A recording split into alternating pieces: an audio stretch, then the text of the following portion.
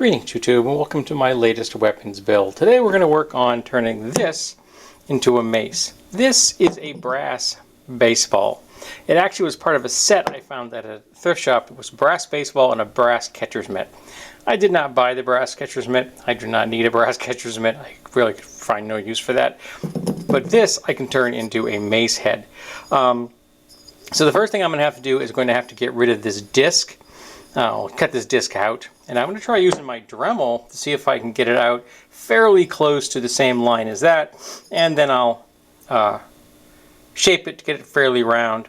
And then once I have that, I get the dimensions, I'm going to find the spot on this that is the same diameter, because this is a tool handle and it starts narrow, it gets wide, and then it gets narrow again. So I'm sure somewhere in here I will be able to find the same diameter as that hole when it's ready. And then I will cut it off at that spot, or a little bit higher. I will cut it off higher than that. I'll find the depth because I want it to bottom out. So if I have to then take this, find the diameter that works, then take the rest, and just shave it down until it's a cylinder with a draw knife and with some sanding, with my belt sander. That way I can get this to come all the way up and touch the inside of there. I want it to bottom out on the top of this. I will drill a hole at the top of this. I'll find the apex, and I'll drill a single hole right there, and then I will put in a screw to fasten this to the device. So this is again going to be another fairly low skill project. It's going to be cutting this to size, shaping it with hand tools, or maybe my belt sander if I'm feeling lazy, and then the only real thing that might be a little bit difficult for someone who doesn't have a lot of tools is taking this out, but a Dremel tool is something that I personally think everybody should have. They're just so darn handy, and there are so many different models that Dremel makes all kinds of useful tools. I really like Dremel tools. Alrighty, so now I'm going to get this plugged in, get this out of my way, and probably just hold this in my hand and work on it with this in my other hand. I'll sit at the table here. I have a chair that'll put me at the right height, and then just work on it by hand while I'm listening to NPR. So I've hogged out most of the interior on this, most of that disc. So now I'm going to get a drum sander and start working on smoothing that out. It wasn't too bad. I made a little pile of brass on the table, and I got a couple of chunks here. One flew off somewhere on the floor, which I'll pick up when I sweep. But that didn't take too long, and it was pretty simple. It was just a matter of holding with my hand against the table.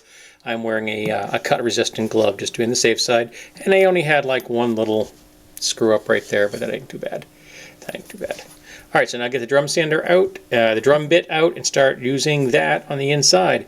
And this is probably the best way to do this. I have drill-based drum bits, but finding a way to hold this round spherical object would be very difficult. It's much easier to do this by hand, holding this and using a lower powered Dremel tool so that I can, position it exactly where I want it. It's a matter of getting the exact location and then just resting my arms on the table for stability.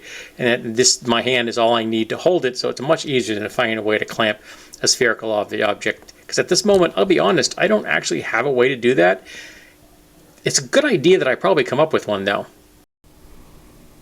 And that's close enough for round for me. So now I have marked where the bottom of the diameter I'm going for is there.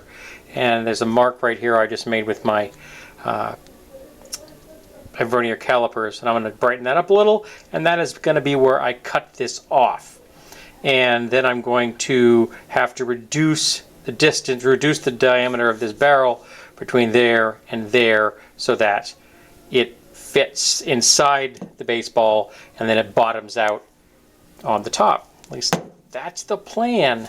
Alrighty, so now I'm just going to sharpen that up a little, cut it off, and then start reducing the OD on this. Alright, so I got this to be a smaller diameter than that, so that's all set. I used to draw a knife on that, just real careful like. And I can get this set on here nice and square, and it comes out, it fits nicely. So now I got to find the high spot on this, and I think I'm going to use the drill bit for that, because the drill bit will be true square between the bed of the the bed it sits on and the drill bit itself. So that will be the closest thing I've got to an object that's perfectly vertical that I can then kind of hone in on the center. And again, if it isn't, we're not making heart valves here, so I'm off by 10 thou or 20 thou. I'm not going to worry about it. So I'm going to now find the right size drill bit I need and drill a hole in the top of this brass baseball. Hole is drilled. I've got a fastener. I've got a washer. I got my bit driver, my drip, and my handle. So now it's time to get this thing assembled, and it should just be fighting this, tuning it up to exactly where I want it, and then just screwing it in place. So this should be a one-step process. Well, we hope. And here we go, the final project. And that's the one problem with working with a cylindrical shaft and a round head, is it just wants to roll. And my bench definitely leans towards this way. There isn't a square, flat object in my entire building. My kitchen floor is like a shallow bowl. It's annoying as all get out. But this thing came out nice. It's not perfect, but again, being brass, it was never perfect to begin with. But that came out pretty nice. That is very square to the shaft. Yeah, I'm quite happy with that. And it's a single fastener right there, one hole. These washers I've got right here, you can get those at hardware stores, and they're designed specifically for this purpose so that you're not going to split an object, because there are times when you want to use a bugle shaped fastener to go into wood, because it's they're the best kind of screws for that purpose. But you don't want to split an object that you're going into, like say it's plexiglass, or some of the roofing materials that are available can be split by that. So you use this, it bites into it. And I've used these on plexiglass, and of course they're also good because they're self-centering. So they take the overall pressure, the force is being distributed all the way around that, so it centers itself on the spherical object, and it looks nice, and it covers up the hole nicely. So it acts as a washer, both to hold it in place, hold the object in place, and also cover up the hole itself. So it's a nice design. It works very well. This is not how it was intended. No one who invented this thing ever thought that some doofus in his basement is going to make a baseball bat mace, but he has. Alrighty, so we're going to put that there like that so it won't roll. So I'm quite happy. And the other third of this shaft that's left is the perfect size. It's going to make a nice one-handed device. Don't know what that's going to be yet, but it'll make a nice one-handed shaft or something. And this is just it. I'm not going to do anything to it. I'm not going to wrap it. It's very simple. I like simple. So now we're going to take this outside. We're going to get some pictures for it. I think the sun might still be up. Is the sun still up? Almost gone. So I get my butt out there fast and get this done. I am filming this on Thanksgiving of 2021. I don't know when you folks are going to see it. I hope you enjoyed this build. I had fun with this simple, low, skill entry project. You should follow me on Instagram and on DeviantArt. DeviantArt is the home of my permanent stills, and I post things I find on